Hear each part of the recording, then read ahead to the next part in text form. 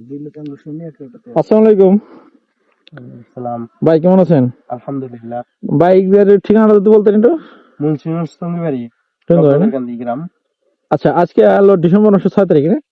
ভাইরা আসছেন আমার বাগান ভিজিট করতে। ভাইয়ের সাথে আমরা অনেক আগে থেকে পরিচিত ফেসবুকে। তো ভাইকে ধন্যবাদ আসার জন্য। ভাই, আপনি তো অনেক বাগান দেখলেন, হ্যাঁ, আমার প্রতিটা বাগান দেখলেন। তো তার ভিতরে আপনার কাছে আগামী শো কোনটা মনে হয় বেস্ট হয়েছে? কুল সবচেয়ে বেস্ট মনে হয়েছে টক মিষ্টি। টক মিষ্টি না? টক মিষ্টি কুল যথেষ্ট মিষ্টি, এটা হালকা টক আছে, তবে ওইটা কোনো কষ নাই আর কি।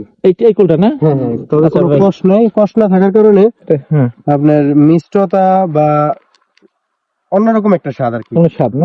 বইলা তার মুখে টেস্ট বোঝানো আচ্ছা যায় না। দর্শক, আসলে এই যে এখানে আছে এই জাতটা আমরা আগাম লাগাইছি এবছর। আমি এর আগে বলছি এটা নতুন ইস্যু, চমক ইস্যু আমরা লাগাইছি।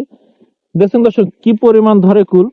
তো এটা করলাম, অনেকেই প্রথমে দিক দিয়ে ভাববে এটা মানে কষি টক। আসলে এটা কষি টক না, এটা একটা মিষ্টি কুল। মিষ্টিও না আবার টকও না, তবে মিষ্টির ভাগটা বেশি। হ্যাঁ, মিষ্টি ভাগটা বেশি না?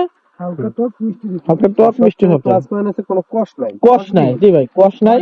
কষ না তবে থাকলে আপনার টেস্টটা ভালো লাগে। তবে মনে হয় আমরা এক সপ্তাহ পর থেকে আমরা এটা বাজারজাত করতে পারবো। কিছু গরু আছে যে খাইলে গলাটা নামে না, এটা জি, বিপদের না। বিপদে না, না? খুব ভালো, ধন্যবাদ ভাই। হ্যাঁ? আর একটা আছে যে আমাদের এটা তো অনেকেই আমাদের আগে থেকে ছিল যে এই যেটা টক মিষ্টি, এই টক মিষ্টি, কিন্তু এটা হলো না পাকলে বা বেশি স্বাদ লাগে না।